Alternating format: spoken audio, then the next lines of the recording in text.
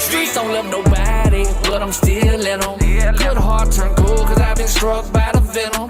Looking over my shoulder, shit is getting colder. 12 steady watching, cause I'm white like bacon soda. Somebody should've told ya, I've been out here since day one. So keep on fucking around and acting like I got a play gun. Might just get locked up, singing shit like Akon. Or do me something dirty like they did R.I.P. Trayvon. Shit is really cold out here, you gotta keep a weapon. Stay up on your tangent and watch how you stepping. From jumping out all these fences, looking for a way out. Mama said come home with street lights on, but we stay out. Just a ghetto child running wild in my project. It really ain't no mercy in these streets, it ain't no logic. It's the belly of the beast where I roam. These the trenches that I call home. Oh, I don't wanna die in these trenches. I gotta keep it all safety, cause I ain't living right lately. I know they gonna try and take me. I'ma pray for your baby. I gotta keep it all safety, cause I ain't living right lately. I know they gonna try and take me. Oh, I'm just trying to make a way out, regardless how it play out. I'll be out till the sun go down and come back up this day out. Oh, I ain't slipping weeks, cause I've been tweaking on them Birkin and rocking by my lonely. I refuse to let them hurt me. I've been on some give me the bag and let me do what I do with it. True religion, jeans, white tee, brand new with it. Really wicked out and good up, product of my environment. I'm so fucking Florida till the day I go in retirement. I ain't got no deal, I'm out here thugging on my own too. It'll take a mill better just to move me if they want to. But up until then, I'ma be thugging behind a project building, hustling daily for all the ghetto children, Lord. But up until then, I'ma be thugging behind a project building, hustling daily for all the ghetto children, Lord. Oh, I don't wanna die in these trenches. I gotta keep it all safety, cause I ain't living right lately. I know they gonna try and take me. I'ma pray for your baby. I gotta keep it all safety, cause I ain't living right lately. I know they gonna try and take me. Mama, pray for your baby.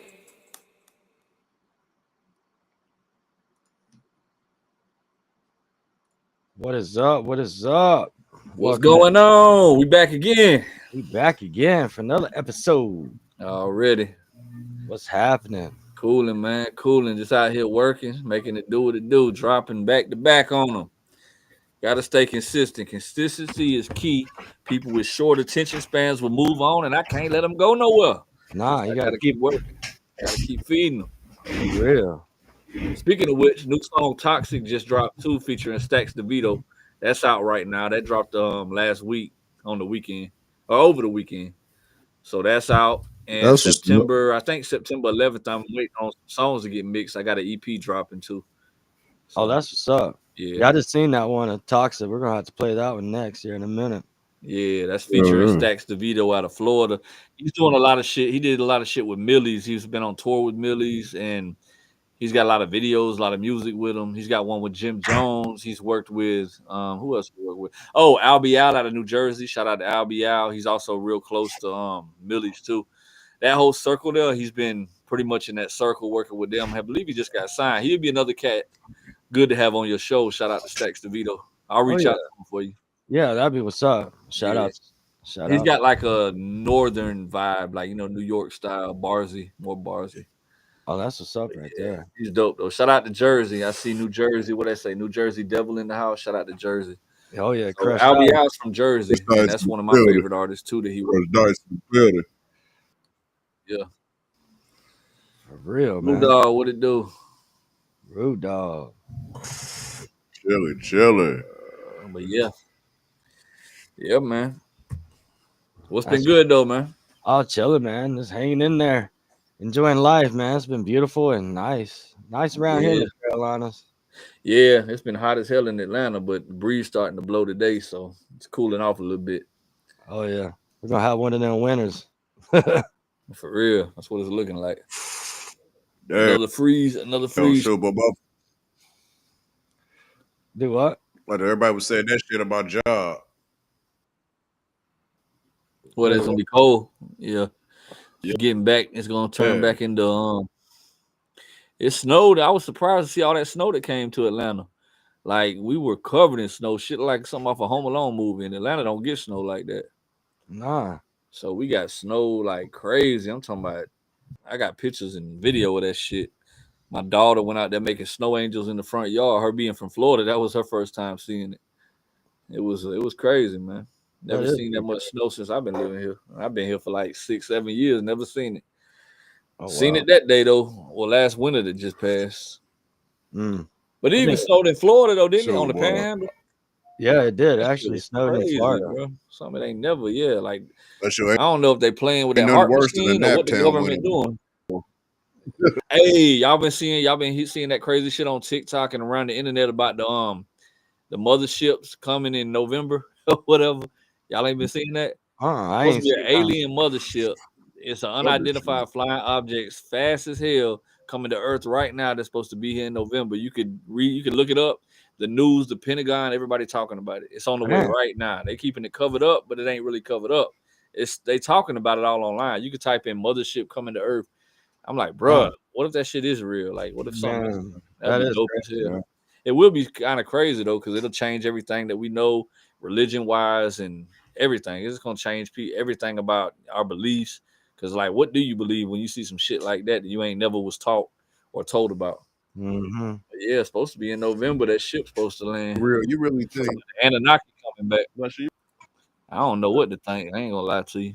What's going on, ODR? What it do? What's good? What's up? About the alien spaceship coming in November. I was telling them boys some shit I seen on TikTok about them aliens coming, man. Nah, I've been seeing it, man. It's behind the sun. They say that bitch ain't tumbling or nothing. It's moving like a ship. It ain't got no tail on it, nothing. Yeah. That bitch coming fast as shit. I'm about it's gonna land in November. Come on, Rob, we're gonna get a shot. No, I'm ready for it. Land that motherfucker in my backyard. They got that pressure, I bet. They come out with that pressure, boy. That's why I say it's gonna change y'all existence and everything that we were ever taught. If that shit is real and it do happen. Yeah. But you know, it could also be set that up for a fake drone attack to make a one world government. Everybody come together. Or they said that Blue Beam. It's Project Blue Beam. It's gonna be like fake shit in the sky that they're gonna do in order to get control of humanity. It goes deep. It's a lot of deep shit besides this. You hear about runs off frequency, man. People don't realize that. They can send out a certain frequency and make you do whatever the fuck they want you to do. Yeah, y'all see on some of the highways. It's like brain waves with music, certain sounds in music. It controls brain waves and make your emotions change. Listen, a lot of people don't know this. Do you know why birds chirp in the morning? Do you know why birds chirp in the morning real early before the sun comes up? To stimulate the leaves and the flowers and the plants. The frequency as the bird chirping stimulates the stuff to open up and accept UV rays and water. Wow, that do make sense. Yeah. Everything got a reason for something. Yeah. I seen that on Google. I Googled that shit. You can Google that. That's dope. There's a lot of shit going on that we ain't aware of, bro. It's a lot going on. You gotta stay woke. Absolutely. Gotta stay woke out here, man, because shit'll creep up and bite you in the ass before you know it. Dang. Yeah, I got a question. Trav, what it do? Trav, the plug in the building. What up? The plug. What up, baby? What's up? Yeah. Shout out to the chat. What's happening, ODR? Good to see you, man. Man, shit, all getting ready to come out there and finish out that 6-shot album and finishing out that shit with KI and then doing some visuals and coming over to see you. As always, ready, I rock with the team. I'm also gonna stop by King Razor's while I'm down and go ahead and me and him are gonna go ahead and get a few EPs together and shit. You know what I mean? That's what's up. Shout out to King Razor. Let me ask you this, there, White Go. What, like your early days back in Atlanta music scene? What was that like back then? Well, when I first got here, I ain't really have no early days. I've only been in Atlanta for 6-7 years. You know, I'm originally from Florida. Okay. I'm from Fort Pierce, Florida. So when it come to Atlanta, when I first moved here, it was just a grind. That's whenever the doors open with the movies, like the Tubi movies, the Lil Boosie shit, the Andre Rison story. I'm in both them on Tubi. How that happened was I was just submitted a couple pictures. And fucking what's it called? The damn what's the motherfucker called that? The casting director.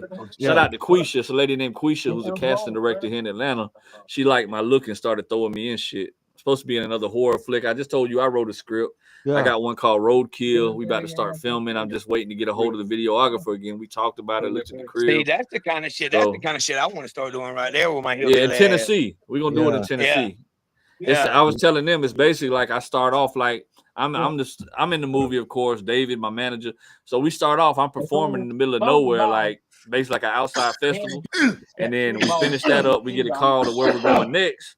And we on the road, the truck breakdown. We get Shaka Main. He's gonna be the tow truck driver in the movie. So basically, Shaka pulls up and takes us to this breakfast in bed house where these two old couple live. That happens to be one of his kids. They got 3 kids. Anyway, they all fucked up. They cannibals. Long story short, so they eat people. So we go to the house or whatever. And that's where the whole movie starts. It's like he brings us to the breakfast in bed spot because our trucks broke down and we're on tour. We're on the road, so we got to wait for the tow truck driver to fix the shit before we can keep going. So he drops us off at the breakfast in bed, and everything goes crazy, bro. Yeah. So it's basically it's a dope little concept. I wrote the whole script, just waiting to put it into play. That's what's up, man. That's what I want to do, man. Yeah, it's just a short little briefing on what's going on. It's called Roadkill. It's gonna be crazy. That's what's up, man. I just can't wait to start. We already got the cover ready and all that. It's like I was telling them like a Grindhouse type film, because Grindhouse is the easiest shit to do when it comes to getting away with horror movies and shit. Right. Man, that shit sounds fire, dude. Let me get on the soundtrack. Just keep grinding. I'll be seeing you, man. I just want to. I might not say a lot to a lot of people, bro, but I be seeing you, bro. You out there working, you moving. Salute to that, man. Yeah, I'm doing it on my own. You know bro. what you're doing out there. You gotta stay consistent. Yeah, I got a lot of music on the way. I got a whole lot of music. Actually, a whole lot of music getting mastered right now, man. I got 3 EPs coming out this year, and then plus we got a rock EP coming out with my cousin James Ryan right there. Okay. I put him on TikTok and Facebook the other day, cuz, and within 10 hours he already had like 4,000 views with like 303 comments telling him, bro, that's your calling. That's what you need to be doing. But, yeah. So, TikTok was that. We were just talking about. Yeah, we were just talking about that. But I just started the gaming on TikTok, doing like the streaming shit. Yeah, that's what shit, man. That's what T Grizzly does. I just started playing that on American Trucker T Simulator. Grizzly make millions off that shit. He don't even rap no more. I've been playing that American Truck. American Truck Simulator. I've been playing that shit on TikTok.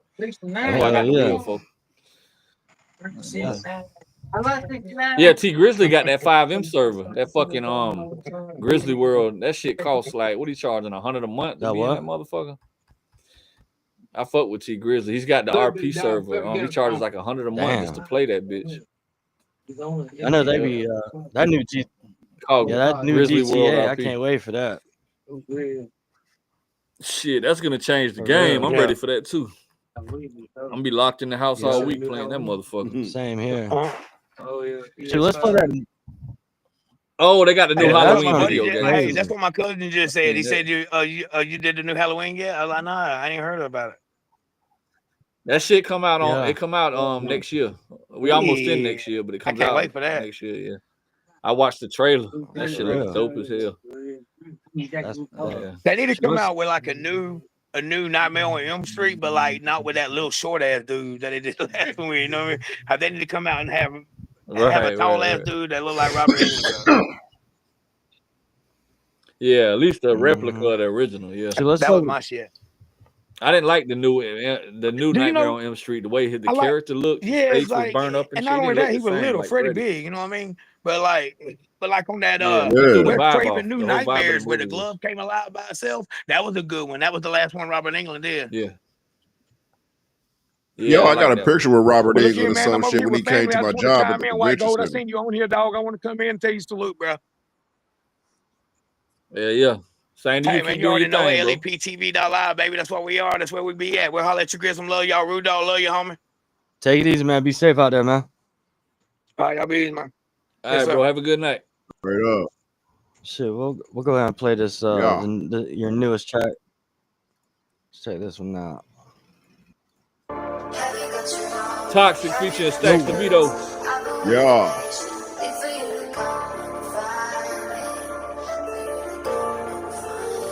Engineer out of Ghana. I want to say Ghana. I like that intro. Holy. 3 Cube on I really fucking hate you. Tell me why I love you. I'm stuck in the middle and I can't walk out. We fight and I blame you. I embarrass and I shame you. It really ain't the same, and that's no doubt. Why can't we go back to how it used to be? Cause I ain't gonna lie, yeah, you're losing me. It's like you love the drama, love to start, love to fight. Got me questioning your sanity, girl, you ain't right. Every time I walk in, it's a new shit. I come a question about a new bitch, ain't no new chick. I'm just hanging with the crow shit, can I get a break? You just keep looking for something, yeah, I'm a mistake. But even though I'm loyal and I spoil and I do everything that I can for you, it won't ever be enough till the day I'm through. It won't ever be enough till the day I'm through.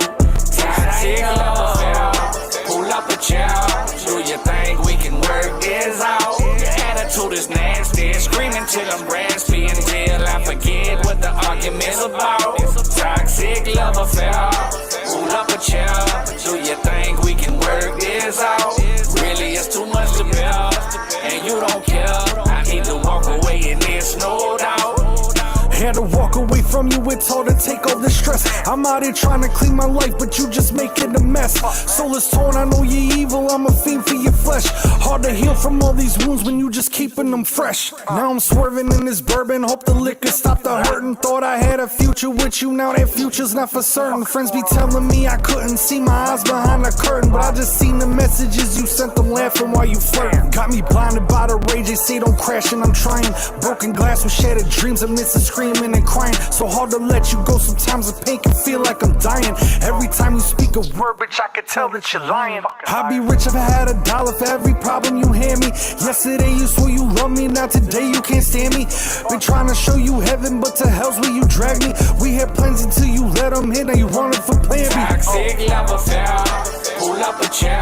Do you think we can work this out? Your attitude is nasty, screaming till I'm raspy until I forget what the argument's about. Toxic love affair, pull up a chair. Do you think we can work this out? Really, it's too much to bear, and you don't care. I need to walk away, and there's no doubt.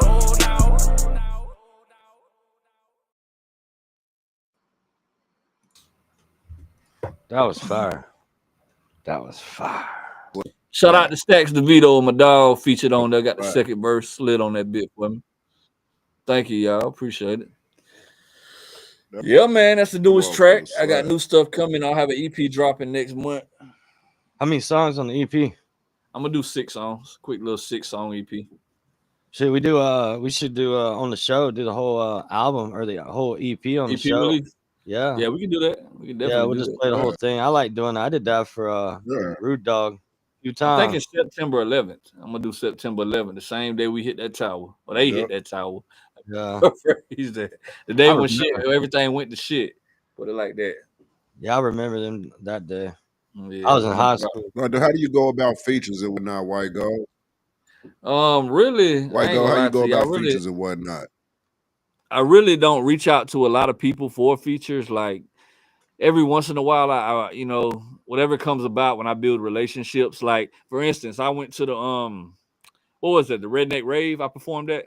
Yeah. So while I was at the Redneck Rave, I ran across Justin Times. He's like, bro, send me something. So I'm on him and Narcotics album. And then I got some shit I'm going to send to him. I told Shaka Man, I'm like, bro, we going to work. I got one Shaka Man waiting on me to send. So it's just all about building relationships first. And then I go to reaching out depending on whatever. I got one coming with Hard Target. That was through a phone conversation. Yeah. So they actually waiting on me to send the records. So when it goes to features, it's like, I don't know. They just come about. They just, you know, building relationships when I run across somebody I happen to talk to them. Or if it's somebody I really want to work with and I've never, you know, like if I want to reach out like Do or Die, for instance, then I reach out and I'll be like, yo, I'm interested in working with you, whatever. And if they throw a ticket at me, I'm, you know, just disrespectfully, because I do it too. I charge for features. So depending on who I reach out to, you really got to be somebody I rock with, like that I'm a fan of. And I really got to be on your music. Like Do or Die, of course, we all grew up listening to Do or Die. So I reached out to them and I paid the little fee or whatever, got the feature. Like, and I don't mind paying for features when, you know, whatever. But as far as like the rest of the features, everything's been free. Right. Like the Rich, shout out, he showed love. Bubba Sparks, all these people that I've got in the past is just all built relationships. But people like Do or Die and who else? I think that was the only one. Oh, Lil Kiki out of Texas, artist that I don't know, that I never met, that I'm a fan of. You know, I reach out to and I just Man, make I it happen. always wanted to do a shit with Lil Kiki. Man, Lil Kiki, Slim Thug, Yeah, my man, shit with all Lil them, Kiki man, called put me Coming on. Down is hard. Oh, Lil Turk too from the Hot Boy. Shout out to Turk. I reached out to him, got a feature from him too. Y'all played that last time on the show. That was off the Golden Era album. But the Golden Era, I spent a lot of money on features, reaching out to a lot of urban independent artists that ain't even in the lane I'm in, that I'm a fan of, that I grew up listening to, because it was all about the whole title of the album. I couldn't even have called it that if not. It's called the Golden Era for a reason, because I'm reaching back to the days when the music was hitting on some shit, to the artists that I grew up listening to, artists I fuck with. That's where the Lil Kikis, the Do or Dies, the Turks, and the LeChats and all them come from. Shout out to LeChat. That's like fam though, so you know that's how that came about. The whole 3-6 Mafia thing with White and shit like that. Shout out to my brother White. But yeah, certain people that I don't have relationships to, I reach out and make it do what it do. I respectfully don't. You got to respect the game. Everybody got to eat in this shit. I'm the same way. When people come to me for features, we ain't built no relationship, and I don't know you. It ain't personal. It's business. At the end of the day, we all got to eat. Right. It is. Yeah. Right. It is what it is. But that's how the That's features what's up. Good question, much. Rudolph. That was a good one, man. Let me ask this: all the people you work with, all them artists. Go ahead, Rudolph. Go ahead. Oh, no, I wasn't trying to cut you off. Oh, you good, bro? No, I was hearing his delivery. His delivery with how he was bringing it was like, yo, he sound like though he really on his shit when he comes to features and everything. Let me go ahead and check him out. But that's all I was on that one. That's what's up. That's what's up right there. Yeah, I just go off vibes of the record and how, like, normally with my features, my parts are already done when I send them out. Like, if I know the artist I'm gonna work with, I'll make something specifically for them. That's what I did with Doobie with Junkie Love. I made the song about shit that he talks about in his whole platform in order to fit him. So he became the star on the record because he's the one. Because I made it specifically for him to shine. Just like On My Way Now, they were like, "Oh, Gold brought the old Lil White back." Point of On My Way was to deliver something that the artist can really be comfortable with and feel, because that's what they, I basically cater to the artist I'm featuring. Like, if I know I'm gonna throw you on something and I'm fucking with you and whatever, I'm gonna make the song based on some shit that when you get it, you like, oh, hell yeah, he already knew what I was on. You know what I'm saying? Yeah. That's how I do that when it comes to me reaching out and sending features for people too. Yeah. That's what's up. Hell what up, yeah. guy? That's our homie. What it do? What that up, shit's ill, man. If you could that style that on Lil White brought in Zero Tolerance, man, boy, that'd be the shit. Like, look how Junkie Love's like 5-6 million now. That song's going crazy. That's one of, and Doobie even tell you, he said it before. He's like, bro, that's one of my best features, because the songs catered to Doobie. It fits on what he's talking about. The beat or what he always talks about. The beat goes right with everything he's doing as far as his delivery goes. It was all set up for that. I made that around the fact that I knew Doobie was getting on the record. I'm a big fan of Doobie too. Shout out to my brother Doobie. He's got nothing but good music. My dog done came a long way. Congratulations to him, Highlight, and the whole Holy Center movement and all that shit, bro. Yeah, ain't going to be at the Summer of Sins this weekend? Yeah, I was supposed to be there, but something went south. I was told one thing, then got told another, so I respectfully declined as far as me pulling up, because due to something that was said that I'm supposed to do this, I'm supposed to be there, something supposed to go down, and then I was told later something different. And I ain't take it to heart. I was just like, okay, you tell me one thing and tell me another. I'll just keep it moving.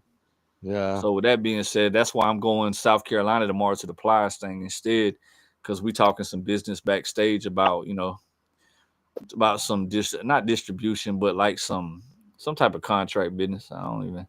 About to see what's going on with that. My business manager set it up with Lil Rule's manager. That's what's up. So yeah. Hell yeah. What up, Kyle? Can you hear us now? Yeah, I can hear you. All right. How you doing? I'm all right. How y'all doing? We cool, good. bro. Chilling like a villain. Hey, y'all, I've been meaning to ask. Yeah. I've been meaning to ask White Gold, like, though, what is the process? Shout out to all the fire emoji comments. Like, to getting a manager. Well, all that came about. That's what's crazy. Like it all just fell in place. Like back in the day when I was doing it by myself and I was just me, I basically reached out to a manager in Orlando, Florida at first before I had my fan base. Shout out to Sosa. And he became my manager at the time. And we were working for a while. And then it got to the point where we built up a studio together. That's when I released the album called American Me. So I did that. And then we were working together for a long time and we built a studio together. But once we built that studio, we built it in like, you know how they got them, what's them shits called? Them sheds, like where you storage units. So we built a studio in a storage unit. Yeah. And basically, once the studio was built, he was recording people. He was like, "Bro, I've been rocking with you for a long time. It still ain't." Now he was trying to get me with Ritz, and he's the one who turned me on to the whole white rapper lane, as far as like the Lil Whites, the Ritzes, the Jelly Rolls. Because back in the day, I was strictly urban. Like I didn't know nothing about none of them boys. So my manager turned me on to them at the time. Shout out to Sosa, and he was like, "I want you to work with all these people," but he never knew anybody, could never pull any strings. And how that happened was when I first moved to Orlando, a friend of mine named Fred at this construction job. I was working like a temp job. He turned me on to Sosa. He was like, "Bro, I got this dude from Atlanta who's down here that does music." And that's how Sosa, long story short, became my manager through a friend. He was fucking with my music. He was like, "Bro, if you could do all this," and he's listening to me. And plus he produced too. So he started throwing me on his beats. So long story short, we built a chemistry. Then we were together for a long time, built a studio. Then he was like, "I can't keep putting all my eggs into one basket. You know, we ain't made it yet. So I'm still gonna record you for free." Now, this was most of our studio together. Only he owned all the equipment, but I put in my money to building the whole place. But he had the studio equipment. I ain't know how to record then. So back then I was like, he was recording me, said, "I'll record you for free, but I can't keep managing you, bro. I got to focus on the studio and bringing money in now." So I felt it like it was a slap in the face. Once we built it, you got what you want and you pushed me to the side. So I took it to the heart, and where I'm like, you know what? Okay, cool. I just faded out. Even though I put my money in helping him build it, I let him take the studio because it was his equipment. And I just stopped fucking with him. I said, "I'm gonna show this bitch. I'm gonna get it on my own." I'm still cool with him to this day. Shout out to Sosa or whatever. But that happened to where I went my separate way. I dropped the song, the album Flying Solo, the first Flying Solo. I hit the streets with it going crazy. Mm-hmm. I seen Kevin Conley. Shout out to Kevin Conley out of St. Petersburg. He was doing like a showcase or whatever with that. He was like a talent show or some shit. And I paid to get on it because I knew what I was doing. I knew he was plugged in with Lil White. He was plugged in with the people that Sosa put me on to that I needed to get to. So basically, I did I hit up Kev. I'm like, "Yo, I want to buy on." He didn't know who the fuck I was. He threw me in the opening spot. I rocked that bitch. That's where I met my manager, David. Now they were friends at the time. So I rocked the show. Afterwards, he was telling David, I heard that, "Hey, what you think about him?" Think about managing him. So Kev took me on as an artist after the show because I killed it. Kev became my manager. I was going to and from St. Petersburg from Fort Pierce all the time, like dropping music and doing videos. And Kev put me in position to where he was really good friends with Lil White. That's how I met up with Lil White through Kev, and we built that relationship. Went to his crib. White was throwing me on his YouTube because of Kev was grabbing White's phone and throwing me on his YouTube channel, just doing all kinds of shit because they had that type of relationship. So that made me and White get closer. And then me and Kev fell out over time on some bullshit to where shit wasn't going the way it was supposed to. We back cool again now, but then David stepped in. David knew my music. Now, David was a friend of all of us. We had like one little circle. David was a big fan of my music, knew my words better than me, knew my songs better than me. So I was like, "Bruh, you singing my shit better than I am. I'm dropping all this music. He know my shit word for word." So I was like, "You know what? You be my manager, bro. Because at the same day, you got the best intentions for me. Plus, I trust you. You a good dude." David ain't never managed nobody before, but he's always been friends with DJ Paul, Ritz, and all them cats. That's how the Ritz feature came about through David. The DJ Paul intro to the Ebola project, that came from David. All these were relationships, and I was like, "Bro, you might as well." And then he took the manager role, and we just learned as we go, winging shit. And to this day, he's been my manager. We've done a lot. We've toured. We done been on the road. You know, it's just been a crazy. That's how the management shit came along. So I had 3 managers. I went from Sosa to Big Kev, which is how I built all them relationships with Doobie, Lil White, and then David with Ritz, DJ Paul. So that's how all that David and Kev were all in the same. We were all in the same circle. But Kev was my manager at the time before David. So, but David kept rocking with me after me and Kev fell out on some bullshit. And now we back cool. But long story short, that's how all that shit came about. Damn. Yeah, it's a lot to it. Yeah. It's like a lot to the story, but that's the short breakdown. Yeah. Joe, what the fuck I say? Joe, what's up. What it do? He keeps getting kicked out, man. I told him he needed Starlink. Yeah, I don't know if my mic going in and out, and y'all heard everything I was saying. Yeah. We hear everything. Cool. Yeah, loud and clear. Yeah. Shout out but to yeah, the chat. Yeah, we hear you. How y'all doing in the chat? And now David rapping. Shout out to David, my manager, doing his little rap thing. I put him on the song Lit, and it did pretty good in streaming or whatever. So he's working on a little project. That's what's and as far as management goes, he's still there, but I'm pretty much like, we done so much together to where it's like now I'm trying to figure out the next step and what I'm going to do with my career. So that's what's everything's kind of up in the air as far as where I'm going next. I started my own hat line, Class A hats for truckers, being that I drive trucks too on the side. So I got that shit going as far as like, I'll show y'all some of the product. Like, I got the Instagram Class A hats for truckers. So y'all can go check that out on IG. But this is my line here, y'all. I don't know if y'all can see that. Yeah. See, I got holes. It's like comical shit. That's the what it is. Class A hats for truckers. I'm gonna show y'all a couple. That's one of the designs. Here go another one. Can I drop my trailer in your lot? It's like funny shit. Here go one here. Lot lizards love me. Now, if you think about it, everybody's doing hats, but ain't nobody doing nothing for truck drivers. Yeah. Like you ain't never seen no shit like this here. Another day at the truck wash. And I got catch me at the truck stop. And I got two things I hate: low bridges and dirty bitches. That's funny. Then I got shit for females too. Now I got like watch me back that thing up. See the watch me back that thing up for the ladies. I got one called Trucking in Heels Take Skills. Uh-oh. Now I got 30 different designs, y'all. So I got 30 different designs. I'm getting ready to get a banner made. I just copywrote the fucking Class A hat thing. So that's my brand. And the reason I'm doing it because I've been in pilot. I want to get them in pilots, TAs, Petros, all the truck stops, Loves, the racetracks. You ain't never seen nothing like that for truck drivers as far as shit that says shit for truckers. Like I got one that says 34 hours to play, strip club, I'm on my way. All truckers know 34 hours mean you stuck 34-hour reset, you setting around. So I got, and it shows a picture of a stick figure on a strip pole. So basically, that's what I'm doing. My whole niche is behind targeting one market, which is the truck driver market. Yeah. If I do that, mixed with my music, because it blends me together, because I am a truck driver.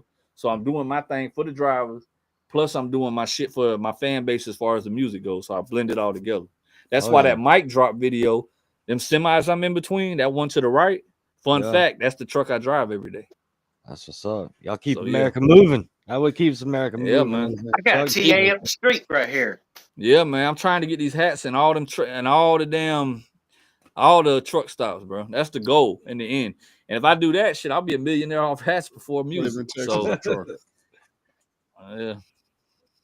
I drive local though. I done did over the road for 2 years. What stopped me from that is my music, because I had to go on tour with Caskey and the Heavily Medicated tour.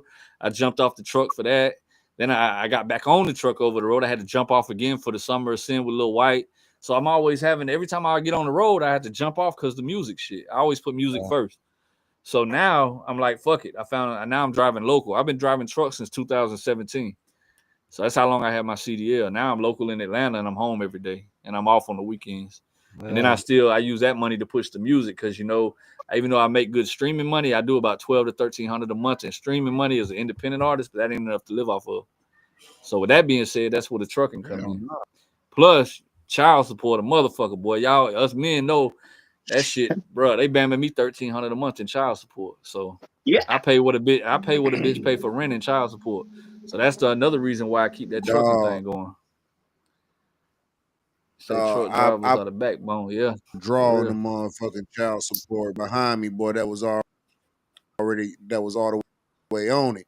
And they made sure, boy, I wasn't caught in that shit. Bro, my baby mama bamming the shit out my ass, bro. You know that song Witchcraft that I got? It's like witchcraft. Yeah. You know that when this is the verse I talk about killing my baby mama so I can get my daughter back. That's the one I'm talking about. That's the bitch who bamming me in the witch track song. Damn. Or the witchcraft song. It's been that long. What up, Kelly? When they served me, they hit my ass across the head with this shit, bro. They ain't even go off what I was making at the time or nothing, because I wasn't even working then. I was doing my hustles like my barbecue. I was living off my music mixed with my side hustles. And they came in and just bam my ass. They ain't even go off of my income or nothing. They just say, oh, this is what you gonna pay. That's what Georgia did to me. And ever since, I even went to get my shit reduced. And when I went to reduce my shit, they told me it'd take up to a year before they'll even reduce my shit. And now it's already been that or whatever the fuck, and I went back up there. They're saying, oh, well, we're behind right now, so it could take up to another year to 6 months. I'm like, God damn, I can't get a break, bro. It is what it is, though. That's life. Yeah, life throws you lemons. You got to keep pushing through it. Kelly, what it do? Kelly B in the house. Kelly B in the house. Shout out to shit, the chat. Boy, the way my Crush team Dice, set that what shit up? up, boy. Mud Puppy, As soon what as up? the baby popped out, boy, hurried up and got a test on his ass. As soon as it popped out. I ain't know I had a son until he was 3 years old, bro. Oh, wow. Damn. My baby mama kept my son from me till he was 3 years old. Like a Jerry Springer movie. I got a call from his mama. You know you got a son, right? That's how I found out. I was in Tampa at the time. A whole other relationship with my girl I'm with now. I was like, God damn, it came out of nowhere. What's up, As soon as Laura, I found out I had a son, 2 weeks later, here come them papers. Good to see you, Laura. Damn, my ass. Shout out to Triple T. Mike Malone, what it do? Yeah, that's right, though. Lori's World, what up? So I heard up and got the motherfucking paper was like, you owe your child $99.990. I was like, shit, cool. Yeah, they banned my ass. I'm paying for it for the long haul. I'm paying for the long haul, man. They got me. Oh shit, though. I still ended up paying that shit in the long run because the motherfucker lived with me. So and that's what's crazy. I got custody. My oldest daughter lived with me. She just went to college. I had her for 3 to 4 years before she went to college, and I'm paying back pay from Florida, even though she's living with me. Oh damn! So yeah, they still ban me. They don't give a damn. Florida got that back pay shit. Yeah. Joey, what up, bro? What's up with it? Cool. Just in here kicking the shit. Building. Oh, I was posting another fun fact. I did a song for Narcotic and you know that Blind Fury album that they dropped. Narcotic and Chad Armstrong, I want to say his name is. Yeah, Chad Arms. Were on a tour recently. Chad Arms. They were on tour recently, and Narcotic was like, "Bro, I need you to drop a verse for this Blind Fury album." So I did it. Killed that bitch. I ain't heard the song yet. They dropped the album, but I wasn't on the motherfucker, so I don't know what happened. But the song fire. So it should be coming out eventually. They got the song. Narcotic told me he had to mix it. He wanted me to send him an MP3 so they could play it live, but I never got around to it because I had sent him the session file. So I thought that was good enough. But long as the song fire, that shit should be coming. I don't know when, but they got it. And I'm already on Narcotic and what's his name? Fucking Redneck Rave dude. Justin Times album. I'm on they shit. Yeah. And I'm gonna slide Justin Times a track because he told me to send him something. I'm gonna get him on some shit. Because when I met him in person, he was a cool dude. First time I met him was at the Redneck Rave. Yeah, I was gonna ask you, how was your experience for the first time? It was dope, bro. Everybody showed love. And at my hat line, I sold a lot of hats out there. That's the first time I brought them out. I sold a lot. Shout out to Shaka Man. He got one off of me, a cat named Cam, a whole bunch of motherfuckers. I met Duke out there. I met a lot of people out there. I met Hard Targets artists. What's his name? Florida something. Florida Dolph. He was cool as hell. Yeah, everybody out there was cool. Everybody showed love. That's what's up right there. Yeah, we need to get one in too, bro. Yeah, they were telling me, bro. Just you got me on Instagram, don't you? I think so. Yeah, it's White Gold World. If not, just DM me. We'll work something out. Yeah. Link up and do something. For real. Yeah, we got like one track left for this album we working on. It's just features on every track. Kyle on it. Kyle on one of the tracks, but it's like every track got features from like other people from around. Like we did a bunch of stuff with Texas artists. So this one got people from Florida. It's gonna have Country Cody from Florida. It's gonna have Kai. It's got Zilla Gorilla on it. It's got that's my dog. I fuck with Zilla Gorilla. He's supposed to be coming on. Yeah. Now I'm finna try to see about a long time ago with Drum Dummy, my dog. And see, that's why I'm finna say I'm fixing to get some set up with TJ Freak. So yeah, that's see how that roll. Yeah. They don't get the credit they deserve. TJ so raw. They honestly don't get the credit they deserve. Young Dummy and his brother. Them together is a powerhouse when it comes to music. Yeah. Who's ringing the doorbell? Yeah, I know, right? That's Mike Jones. Mike Jones. Hey, nigga, y'all Who? on the track, nigga. For real. I got a text message, bro. I've been busy. That's why I was late to the show. I was taking care of some other business and shit. I just had to get everything off. I was getting, I got the magazine rolling. Got 2 events this weekend in Houston. Got the goddamn Players Ball and then Big Mo's block party at Exotic Pop. We supposed to go down there and do that. And, got a lot of shit rolling. Yeah. I got to I do went the to the press UPS pass store today. Yeah, I got the email. I was supposed to go down there to shoot that video with Lil Kiki. I ain't never go do that shit. That Chris Brown video. Yeah. I gotta go. I know you spent some bread. I know you gonna spend some bread with that. Yeah. Yeah, that video, shit, yeah. Cost me about 2 to 3 bands to really do it though. I know it costs Chris Viola, one of my other homies we had on here. We just shot one with him and Kiki and GT Garza. And it's about $3,000. Yeah. Damn. What, to shoot the video? Well, counting the feature and then and the video. Well, no, I only gave Kiki a stack. I gave Kiki a stack for the verse. I just shot him 1,000. Yeah, that's cool. Like I say, but for everything, he told me another 1,000 pull up on him for the video. So yeah, you're right, because it's gonna cost about 1,000 for the videographer to get the women and all that bullshit being up there in Texas. So yeah, about $3,000 in total when I shoot the video. But that shit went stupid. It was worth it though because the streams went through the roof on that song. Yeah, I did. Really I mean, that's still a good price because I know his price done went up. Yeah. Especially he's been dropping consistently too. His last album, that Hotel album, fire as fuck. Legend Hotel. Yeah, that shit's fire. Look, Kiki don't miss, bro. That's also one of Power Wall's favorite artists or whatever. He don't miss. Yeah. For real. Right about that. I got a track with him too. I got a track with Kiki. I got like 6 with Lil Flip. I got stuff with Tom Tom, Charlie Boy. I got Lil Flip on the show. Yeah, you got to bring him on, bro. Yeah, for real. It's possible. It's very possible. For real. Yeah, you probably reach out to the management and get him on here. They always respond quick. I'm just hit him. Yeah. But yeah, man. We got some stuff. We dropped one with Bubba Sparks. We got some. Yeah, me and Bubba reckon numbers. I got one called "Shot from the Bottle" with him. We got one called the Game Changes, and then we got some stuff with another like up and coming guy named Brandon Hart called Cowboy Shit that we got. And we got 2 other ones we're gonna drop with him, and got stuff with like Screwed Up Click and Swisher House and a bunch of shit like that, bro. So I think it'd be a good link for us to for sure do some stuff, especially you on the same type of type of work. Same vibe. You got one of them 1980s phone over there, that big block phone. It sounded like it just went off. Nah, I got different text message alerts for different people, so I ain't even got to just look at it. I know. That shit sound old school from hell. It's an old school motherfucker for that text too.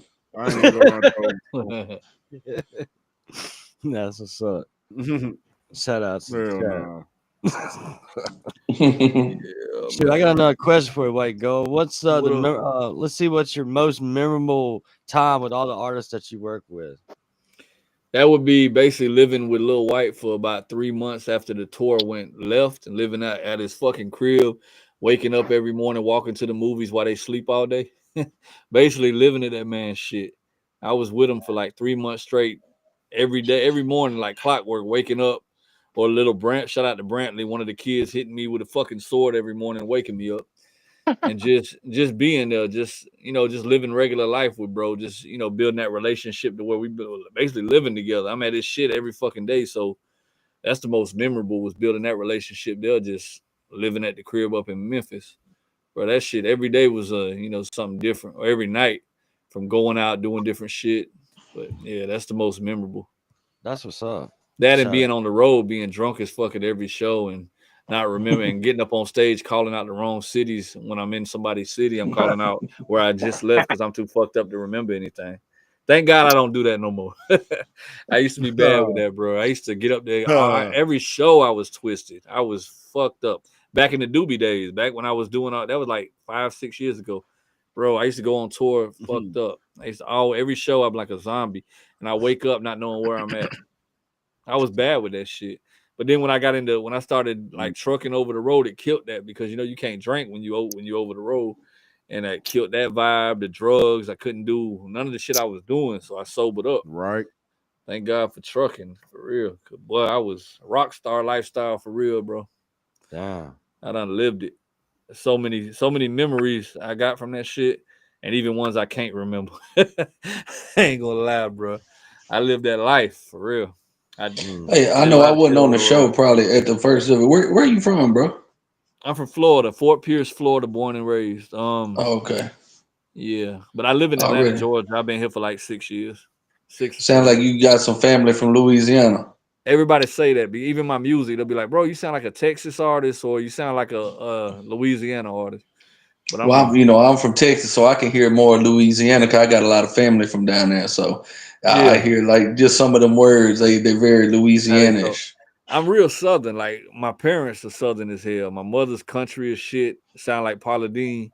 My daddy, he's got more of like a, just a deep voice. They ain't really country. But my mama's country as hell. So I think it's a blend of both intertwining. I don't know. But when you're from the South, everybody got that lingo, man. Yeah. Right.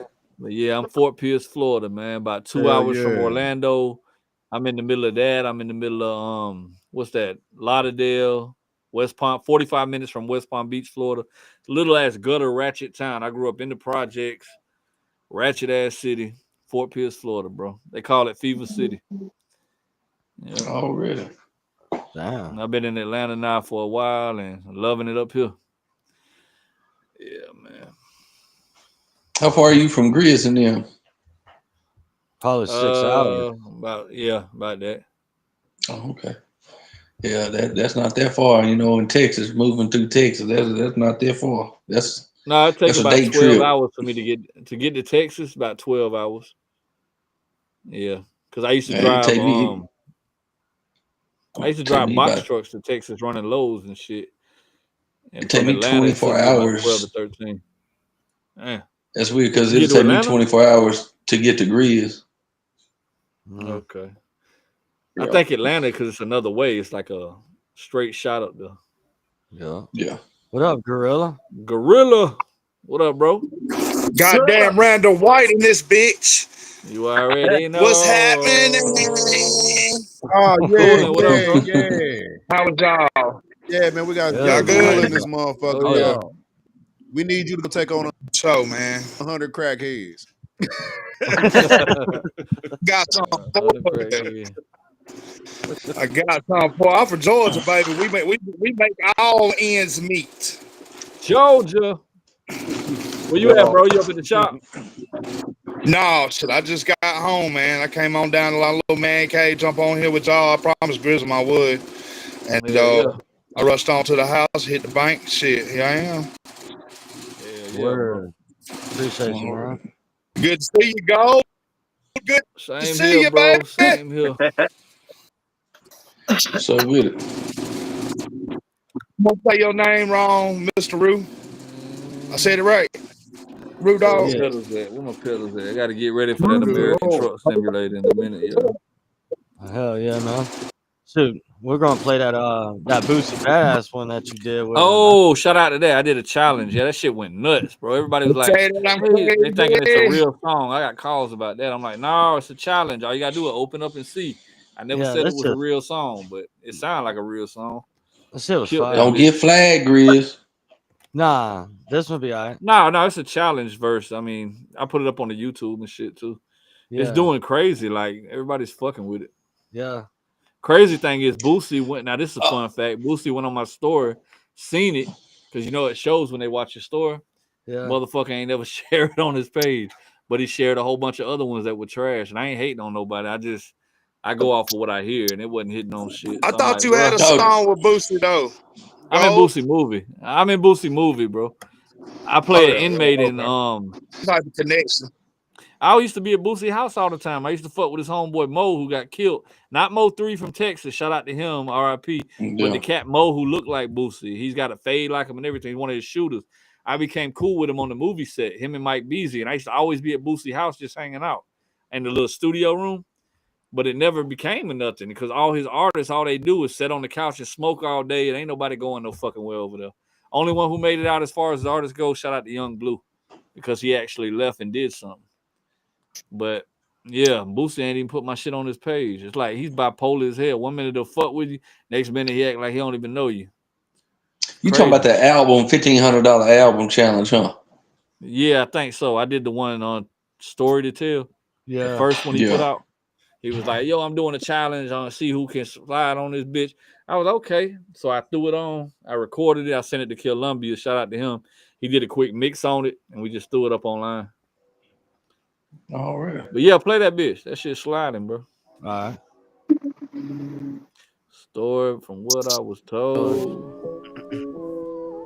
My whole catalog, real stories. Real stories. Boosie badass. I got 30 niggas with me. Take that ride down 55, nigga. Jackson, Mississippi. I got 100 paints up in the trunk, my nigga. I'm taxing when I get it. Headed to the dish. I know gray head gang. This one stop and it's missing. Gambling with Big Slope in the crack house kitchen. 9 pieces chicken. His baby mama's trip. I told Big Slick come pick me up. Me and Big Slick got them hoes. He dropped me off by my red bone on County Line Road. Went to the Metro, I got fresh. This when I had my 2 gold. Birdland Sean gave me 20K at 16 years old. They called me Jew, cause I'm a black Jew. I like money and lows. I went to jail on Lynch Street gambling. The story was told. Boosie bad. The story been told. Legends bad. The story been told. All across the world, Boosie bad. The story been told. From the horse's mouth, the story been told. Story been told. I really am like that. Ain't looking for cool points. I ain't no rap nigga. And this booth is a real one. Boosie bad. Story been told. Story been told. I grew up around Jermaine, Marlon, Pee Wee, and Fat. Off the porch at 13, in the trenches in all black. Looking up to the dope boys, had me serving a sack. I got my keg up on them bitches, went to swerve in a lack. Remember the day I got my hands on that 9mm. I felt the power when I clutched it, it was nothing sweeter. Years later, still clutching, only moved to Atlanta. Landed a rolling Boosie movie, shout out to Quisha from Rhonda. Landed another Tubi movie, Andre Rising, I'm acting. Doing this Hollywood shit now while I'm still out here rapping. Never folding under pressure, catch me up on the stretcher. I'm on 10 from the beginning to the end, that I bet you. Ain't no cap in my rap. The story been told. Straight out the motherfucking bottom of the mouth. The story been told. Here's Florida, all the way to Atlanta. The story been told. Still in it, I ain't stopping till I reach the top. Been told. White gold in the building. Really, I'm like that. Not looking for cool points. I ain't no rap cracker. Known as a real one. Boosie, what's happening? The story been told. That NCT, the story been told. Nah, man, I've heard that somewhere before. That motherfucker do. Yeah, I went with basically the cadence he came with. That's how I heard your verse. I've heard your verse somewhere before. On that song. Probably Instagram, like right. Maybe yeah, probably Instagram. So, but I can't remember who page it was on. I don't. This was like maybe a month ago. A couple people shared it. That bitch went kind of stupid. Like when I dropped it, everybody was fucking with it. Yeah, because I know I probably just followed you maybe a week or two ago when I knew we was getting this set up. Cause I was like, what was it? I just wanted to check you out and see, kind of do a little research and shit, so I kind of knew a little bit. But I've heard that somewhere before, bro. And I didn't know that was you. I don't know where it was. Yeah, man. I mean, I've been fucking with white guys. I'm on the way now. I'm on my way now. Hey, that's still one of my favorites, though, Gold. Really, for real. That motherfucker beat down in the system, too, man. Oh, my God. We were talking about that earlier. I was saying, like, with them records, like, On My Way Now, when I worked with artists like that, back then I used to cater to the artists where if I know they're getting on the song, I'm going to make a song specifically for that artist. So when they get on that bitch, they're comfortable. That's what they used to. I'm in their ballpark. So they know how to, that's why they say I brought back the old white on that bitch. They're like, oh, he brought the old little white back. Because I gave him something that I already knew he would slide on, like I did Doobie with Junkie Love, same shit. I basically built the song around knowing that artist was getting on the song, so I'm making something catering to them. Instead of just doing a song to where I'm thinking about myself and how I'm going to slide it, I was more focused on them and how they're going to come, you know what I'm saying, to make a hit. That's what, Pip shit. Yeah, man. For real, man. For real shit. Shit like that, because that way the artist feel comfortable to the motherfucker. Like, right. Yeah, he ain't feeling like, damn, I don't know. I fuck with the song, but it ain't like that. He's like, oh shit, I rock this. This is my type of shit. So he already hyped to jump on the bitch because he feeling the vibe. That's what it's about. Catering to the artist, putting on your shit to make them comfortable. Unless you're trying to get them on a song to throw them out of their element to where you're trying to go harder than them, which I've never done that. Everything I send, my parts are already done. So even with On My Way Now, all my shit was done before White even got the song. Just like Junkie Love, all my shit was done before Doobie touched the record. Like I did my verse, the hooks, all my features are done before I send them out. So the artist has the actual chance to come harder than me because they hear me first. See what I'm saying? Yeah. Let me ask you this: I just like making good music. Let me ask you this: what's your process of creating? Do you like the now? This is the truth. This used to be my process every fucking day back when I used to drink heavy. I used to get me a bottle, like my own personal fifth or whatever, Reynald, Hennessy, fucking what I drank a lot of. I drank a lot of that 1738 shit. So anyway, I get me a little bottle, I get in the whip, cut the AC on, cut the music up, grab my pen and my pad and just pour up, sip, and just write and vibe. That used to be how all my shit was created, right? Every fucking song all the way up till I did the Leveled Up album. That was a couple years ago. Ever since then, I was going to a studio with my dog Burger. Shout out to Burger 321 out of Melbourne. He was signed to FCE. He did a song with Moneybag Yo, Dirk. He fucked with all them cats. So he's a good friend of mine. And I used to go to the studio and watch him record in Atlanta when the FCE was around, because that's where Dirk and Moneybag and all them used to go. And he punch records. So everything he does, he don't write. He just gets in there. You'll hear him mumbling a whole bunch of shit. And then it'll come out. You'll be like, God damn. Everything is flawless, too, when it's dropped and the song sounds so perfect. That's where that came from. So I started punch recording. That's my new product. What I'm getting around to, I used to do it one way. Now I do it another. Now I punch record everything. I cut the beat on. I don't need alcohol or nothing. Just vibe off the beat. And I just get in front of the mic. Like the mic's right behind me. I got the little setup over here. And I just punch record everything. Even when I go to the studio, I just vibe. I might be sipping something. Whatever comes to my head, I drop it. I come back, drop the next part, and I punch all the way through every song. That Boosie shit, that was all punch recorded. None of that was wrote. Everything I'm doing now, I'm punch recording. I've been doing that for years now. I haven't wrote a song in a long time. So that's my method. The only way I write, if I'm really, if you're feeling some type of emotions or really going through something and it's like therapy and you want to put it down, that's the only way I'm going to grab the pen. But other than that, I punch off the head. Everything's off the head. Yeah, but you punching in, still writing songs. It's just new school way of doing it. It's just you doing it on the spot, so it's more energy when you release it. You got the feeling, other than reading off a paper or writing it down and coming back to it, to where the vibe might change up or the tempo might change. When you on the spot punch recording, all that shit come out and the energy hits different. It feels better. The song comes better. Your deliverance is better. Everything on the spot is better. So that's where that came from. Me watching Burger do it. Shout out to Burger. And then money. I call that in the booth record like that. So that's what got me doing it. Yeah, Shamu and TJ taught me how to do that shit. Yeah, that's the new wave. That's the way everybody going. wild, like though, because that's ill. Because like though, back in the days, like though, down here we called that motherfucker just freestyling off your mind. Yeah, but the freestyling in difference the is booth. with freestyling, you know, you keep rapping and then you pick your best shit or you take shit out. Here, you punching each piece. So it's like you write in your head real quick, you drop a line, you stop and you think of your next part, then you drop that and you keep going. Freestyling is just running straight through and then saying, okay, well, that was cool, but I don't like this little part. That's what Future do. Future get in there, freestyle a whole track, and then they'll take shit out and they'll piece it together like that. Yeah, though, that's basically what I do with like though. That's basically what I did with like the song Completely Snap, where we heard that song didn't even have a chorus at all. Just like though, that was that song I did with like though Completely Snap. I did basically like freestyle. Freestyle basically almost the whole damn song. If I don't like that part, take that part out. Yeah, you puzzle piece it together.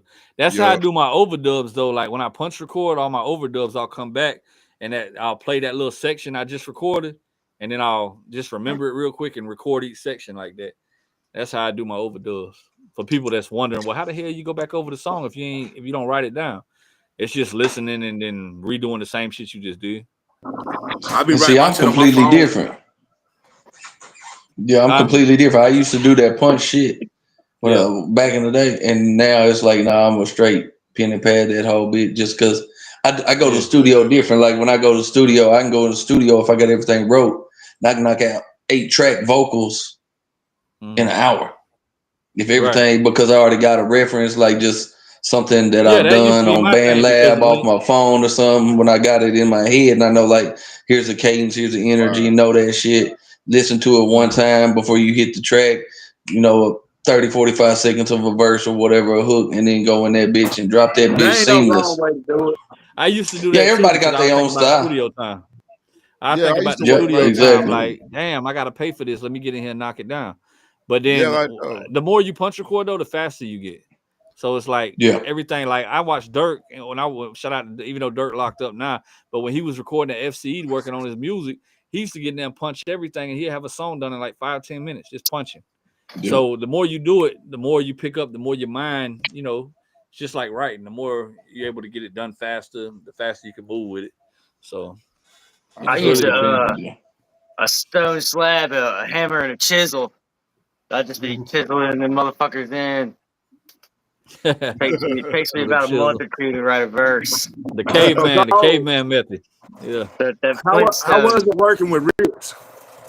Rich is dope. He's a good dude too. Like I done been to Rich's crib, done hung with him. We done went out to eat. We done, he's a good fucking dude, bro. He's real humble. Been backstage with him. Real good dude. I love working with Rich. Music wise, you working with Rich, you got to come with it. My first song, Appeal To, I did the verse first, sent it to him and shit, and I felt like, damn, bro, I should have re-recorded my verse. Because Rich is a GOAT. He's the only one I ever felt like that with. And I put that song out, and it was like, okay, cool, but it wasn't what it was. But it streamed. It went through the roof. That's one of my highest streaming songs. And then my second one, Jealousy, that I did with him. Well, Jealousy came about because I sent Rich a record called Cold Shoulder, where I was talking about our race, like as far as the older white people, like the older whiteheads that don't accept us for the tattoos or because we're more urban and how we look. And when I walk in a room and I'm with my old lady, she's black, I'm white, old white people looking over at me like, look at this motherfucker looking at us sideways. So I made a song Cold Shoulder where I'm talking about these situations, this race situation with older white people. Do you still? So I got a lot of yeah, we still the same woman. She's a sweet lady, man. So long story short, I got a lot of backlash, right? Like a lot of my own race. He's judging his own race. He's racist against white. I'm like, bruh, it ain't even that. I'm telling the story. But Rich didn't want to touch on that subject because he felt he would lose a lot of. I respect it. He didn't want to touch on it because it's something he felt like he might lose some fans or whatever. So he was like, how about this? I'm gonna send you a record. He sent me the Jealousy record. That was even better.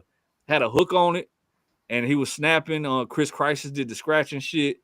And then basically I had an open spot for me, and it was my record he gave to me. He just gave me a song.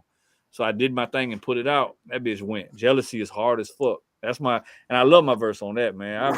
That gave me a chance to kill it. That's a blessing. Yeah, but that came about because the song, and you can check Cold Shoulder out. The song I'm talking about is on the fucking album. What's the album I did the tour to? Welcome to JPG. So Cold Shoulders on Welcome to JPG. Y'all can check that out. But it's basically just describing what motherfuckers go through every day due to our older generation judging us for how we are today. You know what I'm saying? Thanks. So I spoke on the whole matter in the song and shit, and people were getting the wrong idea about it. But I was relaying a message on what I go through on what, not even me, other people, everybody go through on a day-to-day. And a lot of people were like, damn, he judging it. He talking about his own rap. I'm like, no, at the same time, this is reality. Ain't nobody speaking on this. So if ain't nobody speaking on it, why not speak on it? So I'm touching on the topic. Ain't nobody doing this. It's different. Yeah. That's all. And that song went crazy, but it got a lot of controversy. Right. What's up, girl? So that's how the second Rich song came along.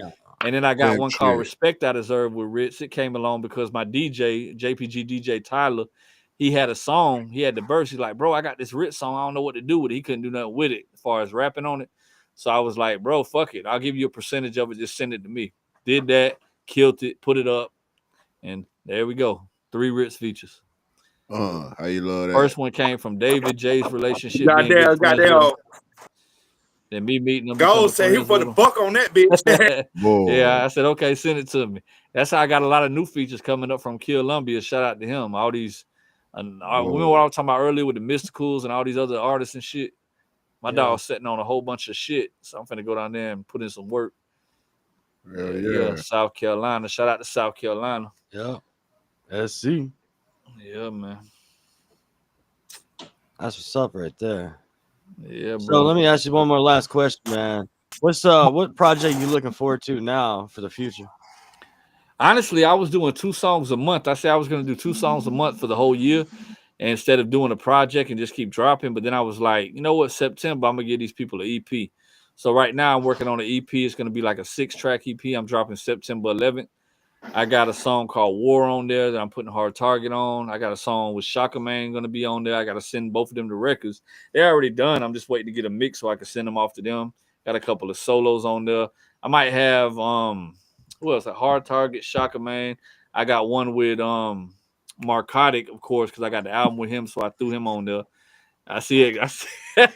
My dog Zilla Gorilla like, what about me, bro? I see. I just slide you something, man. We long overdue for something. So I was probably slide your record. I was supposed to slide Rich Regal one, but I haven't got. I'm waiting on this girl to re-sing the hook because Rich Regal been waiting on some shit. He like, bro, send me the record. So, and then Just in Times, I got to get Just in Time because I told him I was gonna send him a record. So that's what's up. But yeah, I don't want to overcrowd the feature thing. So out of all of them, they may not all go on there, but I'm gonna do probably like 6 songs with three solos, 3 features for the EP. So I'm gonna intertwine them or whatever. I just feel like when you do songs with somebody like you are, man, I feel like if I did a track with you, man, and you would be stamping me, dude.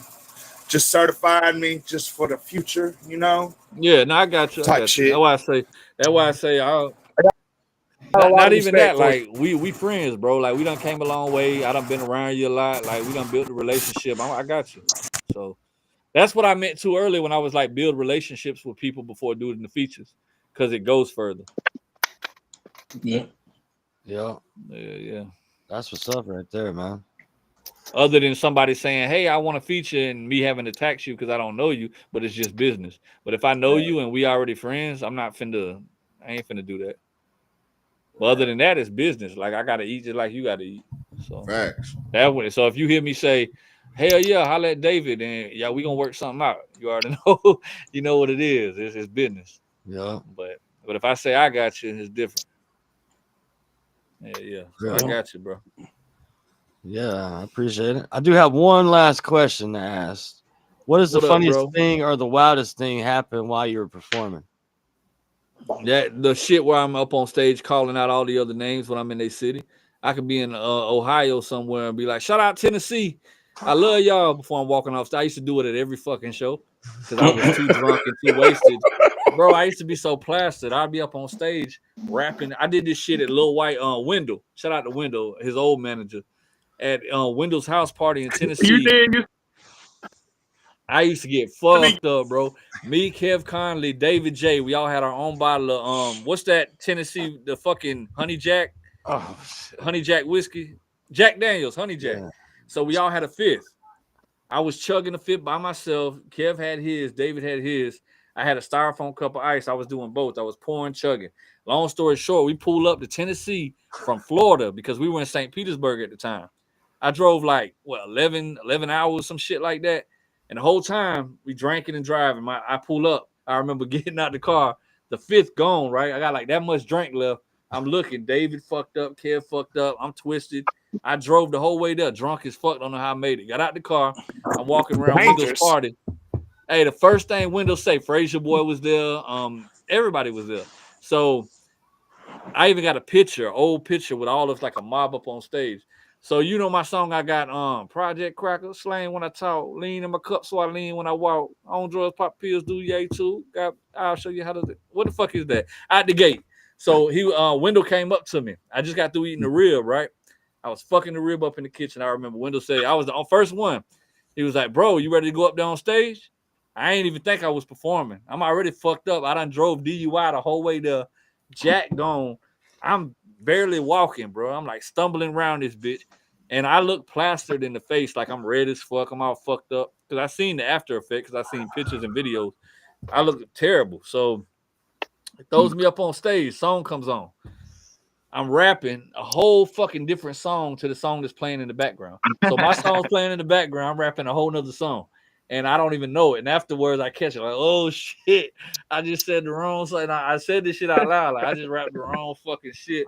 And Kevin and David are dying because the whole time Kevin and Dave were dying, bro. They knew the whole time. They were like, bro, you just did the whole fucking the wrong shit, and everybody was just dying laughing.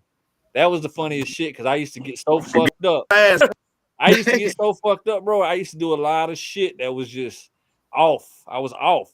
But it got me further. It's like the dumb shit got me more fame. Like back then, I was touring features. Bro, I was living the life like I had already made it back then, bro. Like I really was. I was getting money off this shit. And I was really touring. I was traveling. I was as a co-headliner for White. I was getting $600 a show, which was a lot because I didn't have to pay for my travel or my food. They handled my food, my hotel, and my travel because I was riding in the Cadillac and I was mainly the one driving. I didn't pay for nothing, and I was getting $600 a show, so all that money was stacking at like 30 shows. So here I am eating. I'm eating good. I'm sending money back home. This before we moved to Atlanta. We just moved here. My old lady wasn't working yet. All the money I was making, I was sending back to her to pay bills and get us together. So after tour, it was like reality hit. I had to go to work because after tour, that money stopped. She done spent it all on bills, getting the house together, and she wasn't working yet. And she went to work, and but at the time, I was eating good. I was living that lifestyle. I was doing a lot of fucking drugs. That's when cocaine was a thing before fentanyl. I was a rock star. I ain't gonna lie. I was doing all kinds of shit I shouldn't have been doing, bro. Disclaimer. Yeah, disclaimer. But I lived that rock star lifestyle. I really did in my younger years as a rapper. Like, bro, I done did some shit. I done seen some shit. I done been to a lot of house parties. Bro, I was doing it, man. Okay, you influenced me. All right, you look good. Yeah, it was fun, bro. It was some good time. Shit, you couldn't tell me I didn't make like, it. Shit, I can fuck with this shit. You couldn't tell me I wasn't a superstar. I felt like I had already made it and never signed a deal in my life. I felt that way because that's how everybody would treat me. I would when I would perform, every fucking body would sing every word. When I went to Arkansas, and shout out to Natural State Entertainment, he used to bring me to Arkansas all the time. I'd get up there rapping, people would request songs. I would look down, it would be one or two heads right here in front of the stage. I'm looking at them word for word, they matching me, going. I could pass them the mic, they could rap the whole thing. Never seen them before in my life, don't know them from that shit feels good. When you go cross state and other places and everybody rapping your shit word for word and you look over in the crowd like, damn, it hits different. It's a good fucking feeling, bro. That's how it used to be. And all my views were like in the millions, hundreds of thousands. Now it's pay to play. Shit done changed to where motherfuckers don't even see you unless you pay for a fucking ad campaign. That's the only way you're going to reach these people. Back then, you ain't need an ad campaign. Your shit would go organically. And if your music was good, people would pick up on it and they would follow and they would stream. Now you can't even get a 1,000 plays unless you put an ad campaign on some shit. Yeah. We got to chop it up, bro. 1,000 subscribers, bro. My YouTube right now is 56 or 57,000 subscribers. When I get on live, I get 4 to 5 people that tune in. It don't even do shit. Grills, you seen them? Yeah. I don't do shit. I'm like, what the fuck is going on? Nobody hit the subscription bell or something's going on to where if you ain't paying money, you ain't getting what you used to get. Yeah. So all my shit went downhill compared to what I used to be. If I drop a video now, it's gonna fall like on probably 1,000 people, 500 people. Back then, I drop a video, I'm 100K or better like this in 2 days. With me doing nothing. I didn't do shit back then. I just uploaded. I didn't know what a fucking ad campaign was. I found all that out like last year. Bro, because I was like, why ain't I seeing the numbers I used to see? Why ain't people fucking with me like they used to fuck with me? And Bro, people will get on YouTube's there. been changing their content policies up like every 3 months, bro. You know what I still get? I still get these comments on my page. I'll get comments that say, damn, this song is so dope even to this day. It'll be a 7-year-old video and they'll go, whatever happened to this guy? I'm like, dude, I just dropped the video yesterday on my YouTube. But they don't even know that. But they're like, how the fuck are you watching this on my YouTube channel? Whatever happened to this guy when you could just look on my channel and see all the new shit I just dropped? Not to mention the albums I've been dropping consistently. People don't even know I still exist because it ain't reaching the same people, even though I got all these subscribers. I don't, bro. Yeah, they do, man. Look, man, you reached back in the day. You reached back in the day that level of legendary. Yeah, but you're so legendary, dude. I can say your name any room that I say your name in, they gonna know you. You don't give yourself enough credit, dude. I'm telling you, man. You raised fucking legendary, and you're always gonna be that. It's only gonna get better from here. Yeah, that's what people say, bro. I appreciate that. I really do. I thank you for that. But it's like, you know, when it's you, you just feel different, I guess. I don't know. I just feel like I feel like that when the door opened, I feel like a revolving door. Like once I think I'm about to blow, I'm right back where I started. It keeps ping ponging. It's like a fucking revolving door that open shut, open shut, open shut. Just like with that fucking just like with that 1 RPM set down. I thought I had the deal, $30,000 advance coming, boom. Next day you tell me my numbers ain't what you thought, so you can't get me to 30,000, but you still want to sign me. What the fuck? What am I doing all this work for? You know, I'm doing all this work for that advance, for what I signed up for, because I'm thinking, damn, but it's a number game. Everything is numbers. And now, which don't make any sense, because only way you get numbers now is if you pay to play. You ain't getting them because your music's good. Or you become a fucking retard and put on some makeup or tattoo up your face like Stitches and go bricks in my face type shit, and you go viral. That's the only way you're going to blow now. Yo, most of these cats wearing mini skirts now. Most of that bullshit. That shit too. Pocketbooks, nail polish. Everything. Everything in the game. But it's really for attention, though. A lot of it's just so they can say, oh, they're going to talk about me, but it's publicity. So let me do this. I'm seeing hard-ass niggas with Prada bags. It's bad, bro. To each his own, though. I ain't judging. It is what it is. It's just everything's changed now. But when it comes to this music, it's so sad that it's a pay-to-play game now. It ain't even based on your skill, your talent, or what you can bring to the... Whatever happened to just good music, bro? For real, man. For real.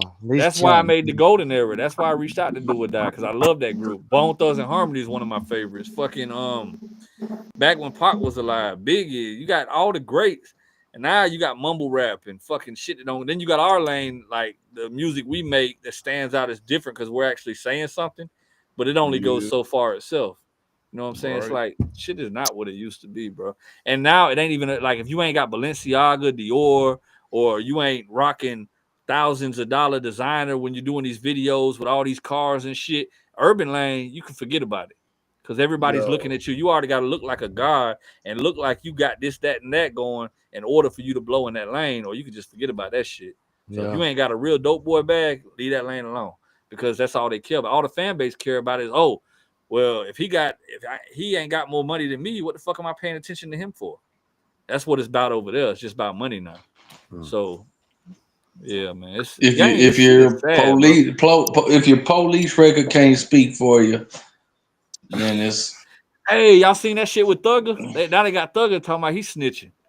They pulling out indictment papers on Say Cheese, that platform I was talking about. They got him talking in the interrogation room. He got the tool bag. I got hyper tough. I'm telling you. See, in our lane, that's fine. That's what people encourage, work and real shit. Yeah. But not the Young Thug lane, but Gunna and all them motherfuckers. He was talking about how they snitched in this, that, and the third. Now they got paperwork on Thug saying he snitched when he was in court, and then he's trying to justify it. That's my lane right here, nigga. Tools, I hear you. He got a wrench for real. But y'all know how it is. It's different lanes with this rap shit now. It Nigga, ain't my all lane based up right under here, one thing. motherfucker. Like What is the if you show say coming to sponsor with Harbor Freight or something? if you go in the urban lane, like with the Boosie, the Migos, and all that, and you mention a Ritz or you mention of course they gonna know Jelly Roll because he went worldwide for country. But you mention people that's in our lane, like Tech Nines, and they'll be like, who the fuck is that? Ain't nobody gonna know who that is. But the minute you mention a Thugger or I've been banging Tech it's Nine just back when different. that dude was just a battle rapper, man. Yeah. Motherfuckers don't know back when, about Tech But Nine, he falls man. in the different lane. Like Strange Music, it can fall in over here with the country rap and all that. Because even though it ain't country rap, they all Shout got out the to same Chad. fan base. That I same remember fan back base when is Strange intertwined with all Music. that. I remember back when Strange Music was just like 2 or 3 niggas on the block. Right. Strange Music was like the Strange Music started off small than a motherfucker. Then they came out of fucking nowhere, nigga, and just put their ass out there. But my point is, you see how they don't fit in that genre with the urban lane. They don't fit over there. It don't fit Right. with like your Migos and all that shit. So it's different lanes to this rap shit, bro. It is different, yeah. Yeah.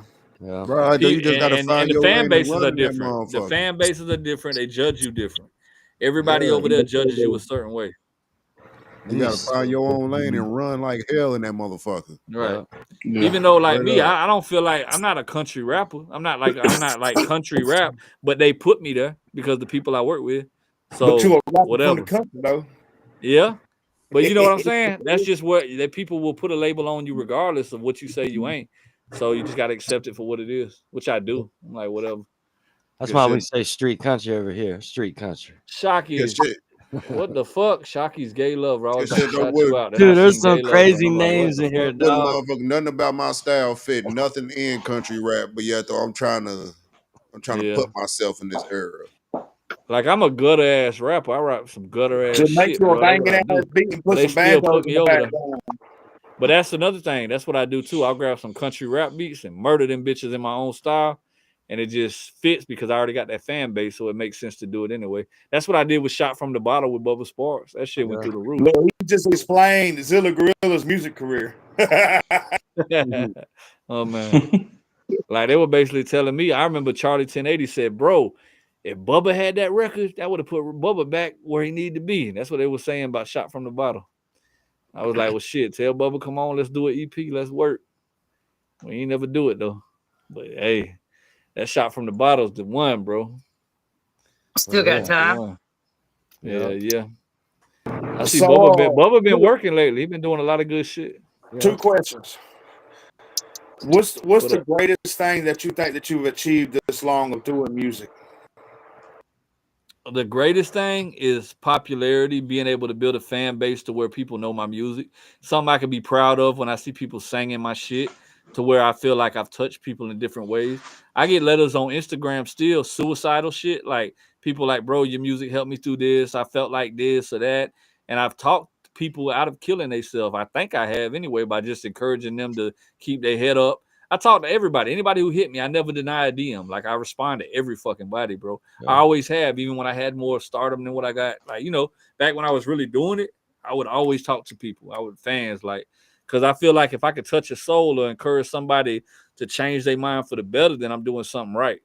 Even one fan, like if I get one, like if ain't nobody listening, I touch one soul, hell, I'm happy with that. For the simple fact that I know that I made a difference to that person. Like I can actually say that I changed somebody from doing something negative in their life and I helped them in a positive way.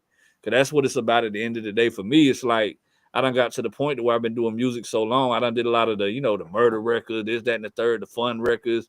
And then you got your more serious depression records where you're going through shit and you're doing it for therapy. And the shit you drop, you don't even realize how other people relate to it. And to hear the feedback from them and just be able to talk to people and what they went through and, you know, be able to talk them out of certain situations or just be a listening ear to people that's going through shit. That mean a lot to me, bro. For real. Yeah. All right, one more question. We gonna okay. What's my worst fuck up was whenever before I even had a fan base, I remember I did a showcase for Sony. It could have changed everything. Sony Records, they did something in Orlando, Florida, and there was like a showcase for artists. I got up there and couldn't remember any of the words to the song I was finna perform. So now, before I went up there, I just recorded the song. So I was in the car outside of the auditorium thing, going over the song the whole fucking time. Then when that bitch came on, bro, I froze up. I was like, this with the mic, couldn't remember none of the fucking words, shit's blasting out. I got a crowd of execs and people all in front looking at me. Song was so fire though, they started clapping, trying to get me into it, trying to get me going, encouraging me, but I couldn't get into it because I didn't remember the fucking word. I think we all go through that as young artists. The stage can be very intimidating. That was in the beginning. Your blood that was the most shit. It's a whole different experience when you're on that standing stage light. But the problem with that was, I know if I would have did it right though, that could have changed my life right then. That was Sony Records because people got deals that day. That could have changed everything for me. But being the fact that just let me know, God showed me I wasn't ready yet. I had to go through other shit first. Amen. Which is why I am where I am now. That was before the On My Way Now. It was before the flying solos, before any manager, before people knew who I was.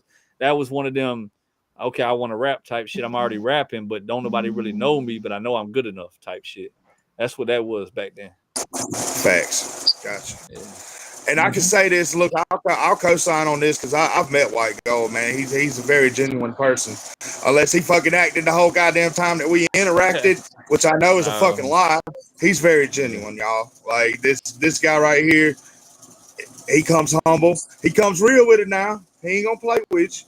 But absolutely, man. Oh, I got mad respect for you, dude. I'm glad I got to meet you. I hope to meet you again. Yeah. I hope to work with you maybe one day, man.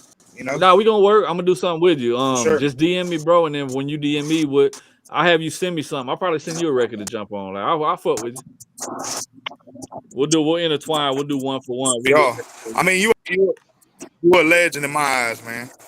Thank you, bro. Appreciate it. I ain't code riding. I ain't doing none of that. I'm just saying, like, for real, I want you to know that, and I know at least 1,000 motherfuckers that feel the same way I do. Thank you, bro. Yeah, appreciate that. Appreciate the love. We gonna work, bro. We gonna work. Yeah. Lindsay, yeah. Ray, what up? Shout out to the chat. There's all kinds of crazy names. Kenny, what it do? Out of the woods. What's up, bro? Sally, what it is? Sally room? Sally's room. Sally, go clean your room. Jenny. Bobby Hill's in the building. We got King of the Hill in here. Bobby Hill, bro. Mike Malone. Malone. Not Mike Malone. God damn. Mike Malone with the strong. Yeah. Out the woods. What up out the woods? Yeah, speaking out the woods, you know what I started watching last night? Remember it came on Hulu too. Or it might be Prime. The fucking Wolfman movie just came out. Hey, that shit you turned me on to. Animal Kingdom, bro. Last time we was on this shit. Finally finished it. That was one long fucking series. That's one. Hey, there's a movie right now. And I forgive me if I say this name wrong. Ray. Yeah, you ain't talking about 1992 or whatever. It's called. I seen it. Love that movie. Yeah. I ain't see it. I ain't even heard nothing about it. It come across my feed the other day, and I fucking rented that bitch this morning and watched it. I thought that was pretty fucking solid, man. It was. I started watching Prison Break after I finished up Animal Kingdom. What and I'm almost done with Prison Break. Oh, 80 episodes. I watched all 80. I love that shit. I seen Prison Break back in the day. I watched every fucking episode. Have y'all seen Blind Spot? No, what is that? It's like, this is one I was telling Grizz and them about the other day. It's like this girl, she like her whole body covered in tattoos. They find her like in this duffel bag in the middle of Times Square, and she covered in tattoos. The FBI finds her and shit. And then they like start decoding all their tattoos, and it starts leading to all these different events. It's on bro, that shit is dope. I ain't even got to finish it yet, but bro, I'm gonna go watch I it had when to I get stop it. here. I was gonna play the game, but I'm gonna jump on the movie. You said Blind Spot. I was thinking of that. Yeah, bro. Hey, I've been watching. Hey, look at Blind Alien Spot. Earth too. That Alien Earth on Hulu. That shit fire, bro. It's like 3 or 4 episodes already out, an hour long. It goes back to the old Alien movie, like with the fucking thing that comes out of his mouth and shit. It's a series, but it's like each of them are an hour long, and they got the prosthetic people and shit. Yeah. It looks like Predator, but it's the Alien alien versus Predator. It's the long alien head when he opens his mouth. That little fucking thing that little motherfucker come out. and he spits acid and shit. Bro, that damn series is fire. I've been watching that shit. It ain't even complete yet. Every week they dropping a new one, but it's like 3 or 4 episodes out, so you got time to catch up. All of them are an hour long, and it is good as hell. It's called Alien Earth. It's on Hulu. That's why I ain't finished Blind Spot, because I was watching that shit, like binge watching that shit one day when I had shit to do. I was just bullshit. Animal Kingdom had me doing that. I fell asleep. I fell asleep watching it though, and it like played through like 4 or 5 episodes. And I went back. I'm like, damn. I was like, damn. Now I got to go back and figure out where I left off at. I'm gonna check that out when I get done. I'm gonna watch that shit. Blind Spot. For real. Yeah, bro. It's fine. I just finished the goddamn the new episode of the what's that shit? The Killing the Game movie, Chinese shit. Squid Game. I just finished Squid Games, the second one. Yeah. It was only a couple episodes. Wait till you see. Wait till you see the finale. The like ain't that the episode season? Nah, bro. Yeah, I got 3 seasons. I just watched the last one, the one where he made it to the island finally, and the fucking what happened? The guy escaped with a little baby. The dude, when it went off, he had a little baby in his arms that was left on the platform. Remember when they finished the game and the baby was still alive, number 222? Yeah. Yeah, you're right. That is the last one. Yeah, I just finished that one. That was it. Yeah, that was fine. That's what's up, man. So I'm gonna check that Blind Spot out right now. I was gonna play this American Truck Simulator, but I'm gonna play this later, and I'm gonna watch that movie. I'm stuck on that, bro. I drive trucks for a living, come home and jump on the game and do the same shit. That shit don't make no sense. That's crazy. That fool got the steering wheel over there. Look. Yeah, I got it right. So you like and I stream on TikTok. I just started streaming too. I got the whole setup with the big monitor TV at the top, shit right here. I got the motherfucking cloud ceiling going when I cut the lights out, bro. I be swinging that bitch. Cut the music on. Yeah. Hey, you know who else drive trucks for a living? Who that? He's a dear friend of mine, Bo Hagen. You remember Bo Hagen from back in the day? Remember. Yeah. You talking about the rapper Bo Hagen? Cut a track with him a year or so back. Yeah, Bo Hagen that was with them. And the East Side Boys. Yeah. He was a monster. But yeah, he drive trucks for a living. Yeah. I just thought that was cool, something to know. You know what I'm saying? You know what's crazy? I be gotta get it how you job. These days, man. I'm on the truck doing loads. I'll be driving. I'm like, damn, I can't wait to get home to play the damn American Truck Simulator. Like, I'm on the truck driving, but I can't wait to get off to come home and do the same shit I'm doing on the truck. That shit weird as fuck. That's bro. crazy. It is. But I just like the game so much. The game fun as fuck. It is, especially all the shit you can do with the trucks and stuff. Right. You could like paint them and shit with different DLCs. Get your bread up, buy new trucks. Yeah. That shit fun as fuck. I tried that on Train Simulator. I got a train move. I want that new Moto Crew or some shit where you can free roam. I'm about to buy that shit. I'm about to get that Battlefield 6. October. Hey, I suck at Battlefield 6, bro. I played the beta. I was getting every time I would fly in on the beta, every time I would respawn, boom, getting killed left, right. Snipers is busting my ass. Oh yeah, you gotta move with a squad and that, man. You gotta Call of Duty. I'm fire now. Warzone, I kick ass in Warzone, but I can't play that. Yeah, I ain't shit in Call of Duty. I got every Call of Duty and don't know how to play that shit for nothing. Warzone, that goddamn beta though. I sucked at Battlefield. I said I ain't buying that shit. I like the tanks, man. I'm a killing that tank, man. I got all the Battlefields too. I could barely make it through Battlefields, so I got all the Battlefields all the way up to 5. Damn. I like playing campaigns with people. Like if I can find a good campaign game where I can play through the store with multiplayer, I like doing that shit too. See that Ready like Gears of War just came out, the Reload. Yeah, I got Ready or Not. I got that on. I had that before it hit console. I got it on PC. Oh, for real? Yeah, I was playing that shit. I still be on Ready or Not too. I got to reinstall it. I ain't played it in a while, but I got it right in my library. Oh damn! They need to remaster the Scarface game and put. I was saying that was my shit. I love that game back in the day, man. I'm on 5M a lot too. I'm running around all the time in these goddamn servers and shit, selling dope and swinging Cadillacs. Shit, boy. Like I used to go around motherfucking and beat up all the drug dealers and take their rocks and shit, and then motherfucker go across seas and sell cane. So you could do that in 5M. You rob a live motherfucker. Say, put your hands up, put the pistol on them, take everything in their inventory and slide out. Yeah. That's basically what I did on robbed my Scarface. ass. A couple times I done got robbed. That's basically what I did Flying on by yourself Scarface. and 3 or 4 heads pull up on you in the truck, jump out and put the guns on you. You got to put them hands up. You lose everything you came in. That shit make you mad as hell. Like, bitch, I just grinded to get all this shit and you took it. I'm flying out. Fuck this city. Shit, If you don't give it up, they're going to shoot you dead. Then you got to wait to go to the hospital. Yeah. Crazy, man. Crazy. Shoot. I'm going to go ahead and end it for the night. I'm going to end it on my way now. On my way now. Shit, it was good talking with y'all, man. Yeah, I appreciate you coming back on. Definitely. We gonna do that when I do the EP drop in September. We're gonna do that. We'll do the release of the EP or whatever, September 11th. Righteous. Hell yeah. Hell yeah, pimp shit. Hell yeah. Shout hey, Exilla, bro. DM me, bro. We gonna work. Send me some shit. I'll send you some shit. We'll work. Real talk. Joe, fuck it. You too, bro. Send me, cause we already talked. Send me some shit. I got you. Just DM me. You follow me now, so send me a DM. Yeah. Hell yeah. Sure.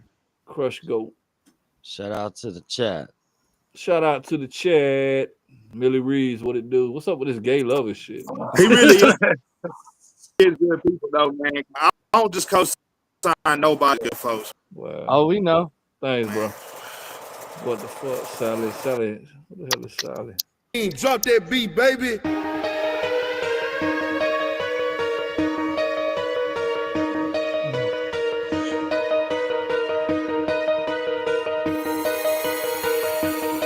I'm on my way now. I'm on my way now. All in your feelings, I bring it to where you stay now. Lay now. I'm where you lay now. Trigger man, get you going. I guess I'll be on my way now. Way now. I'm on my way now. All in your feelings, I bring it to where you stay now. Lay now. I'm where you lay now.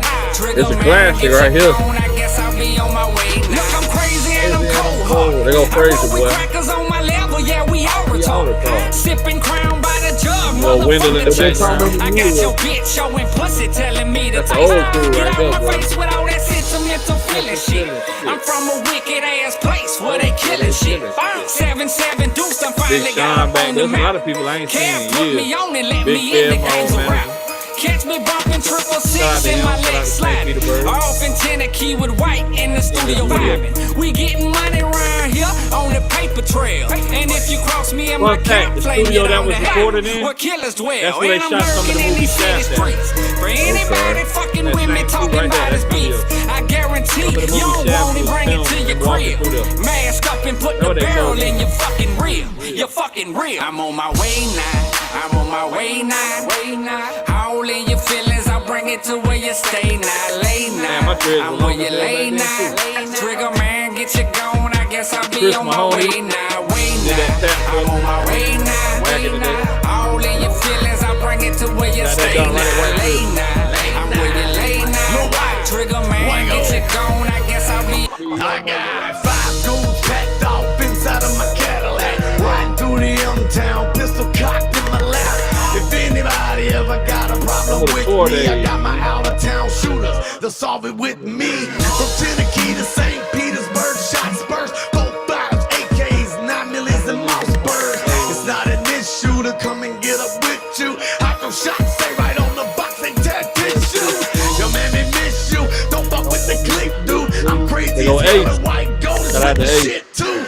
We money makers on a paper chasing on to get it. We hit the interstate, take your way, quickly flip it. What up, big cab? What up, you know it's always business. Now the dude is out my way, we can go get into Memphis. I'm king around here, ain't no one above you, boy. Now that I am on my way, can't nobody touch your boy. Way now, I'm on my way now. All in your feelings, I'll bring it to where you stay now. Lay now, I'm where you lay now. Trigger man, get you going. I guess I'll be. That's the house I was staying in right there for 3 months after the tour. Or during the tour. That's dope as fuck. That's my partner Laylo who got a camp. They had a blunt this fucking long in the video. Watch this shit. Hear that shit. They had that motherfucker standing around the whole room. Window last. Yo, Grizz, I'm gonna take you back right there. I remember we was on tour. We pulled up at a fucking dispensary. I mean, y'all both slick, man, but like I think your verse was a little bit better. You know what I'm saying? I did that song just for White. That was like when I talked about catering to the artists for them. Bro, we was on tour. We pulled up to a dispensary. Got a fucking they were like, bro, you gotta hit this shit because we in what's it called when you in a. I ain't trying to be funny, but I forgot he was even on the song. I went to sleep in the back of the goddamn truck and ain't wake up the rest of the way. I was all fucking weed, bro. That shit had me so high. I was fucked up during the tour. Started off driving, woke up and then wound up in the back seat, slump. Window used to stay getting everybody fucked up though. Window stayed chiefing. Yeah, that bitch fogged out. Him and Pirate. You had Shout out DJ Pirate. Experience. Bro, every time I look at my old shit, I go to thinking back. I think about a lot of shit. I'll look at old pictures sometimes on Facebook and just smile, bro. Like I done did some shit in my life with this music. Like I done been some places. I done seen a lot, bro. Yeah. That's why I was asking you. Like I got so many more questions to ask you. I'd rather probably do it in the DM, but I'm just saying, like, hey, even to this day, like I tell people, even my old lady, I'm like, you know, I've been places I would have never went and cities I never seen, would have never thought to go if it wasn't for this music that brought me there from promoters bringing me. Yeah. I did fucking New Mexico, bro. What the fuck am I doing in New Mexico? I did shows that I never would have been to New Mexico. That fucking promoter, shout out to Levi with Middle of the Map Promotion brought me to New Mexico. Like, what the fuck am I doing over there? So long story short, and I love New Mexico. I will go back just to visit, but I got to see shit off the music. I got paid to go there. What I made? I made $1,500 to go to New Mexico, paid vacation, just to go hang out in Mexico and do a show for like a 20-minute set. Bro, music take you places, bro. It will take you some places. That was my highlight, though. And that ain't even when I was popping. That was actually recently. Like, that was a couple months back when I did that New Mexico shit. Y'all remember? Y'all seen the flyers and shit I put on IG for the ones that's on there. I did Texas. I did a whole little 3-city run. Forgot what part of Texas. Lubbock, Texas. That's what it's called. Yeah, that's West Texas. Lubbock, really. Texas. And I did Richmond, Texas. Either Richmond, Texas, or something like that. Lubbock in that place. I did both of them. Now, the last show in Texas didn't turn out too good. Wasn't really nobody there. The other two did really well. But, yeah, man, music take you places you never thought you'd go. Besides trucking. Trucking and music's two things to where you'll travel and see a lot of shit you never thought you would see. Especially being from Florida, flat ground. Never would have thought, man. For real. Only reason I'm in Atlanta is because of music. I moved here because I told myself, I'm like, every time I get booked, it's always way out. So move somewhere to where I'm closer so it's less of a drive and I see more of my money. So like when I get booked and shit, I'm able to pocket more of the travel expense. That's the whole point of moving to Atlanta. Yeah, you're right about that. But yeah, y'all, it's been fun, man. Gotta definitely do this again. Yeah. Shout out to everybody. Shout out to the chat. Carasota, Crushed Ice. Yeah. Kai, Grism, Joe, Zilla, Rue. Been real, y'all. I'm about to go watch this. Hey, I'm about to tell you what I think of Blind Spot in a minute, bro. Just like I did at Zilla. I was like, bro, you turned me on to some real shit with that Animal Kingdom. Bro, it's gonna blow your mind. The first like 2-3 episodes, you're gonna be mind blown, bro. And that's you're what like, damn, this hoe gonna be fire. I'm about to go watch that shit. Look, I'm gonna give you a little hint. When the second season come around, or the second whatever series or whatever, the second part of it, bro, they come down and they hit this bitch with a black light and they expose all new tattoos, bro. Damn. Okay. That's like the start of it. So it's like just watch this fire, bro. Hell yeah. Appreciate the recommendation. Appreciate everybody, man. All right. Much love, y'all. All right, y'all. Till next time. Peace. Wash your goose.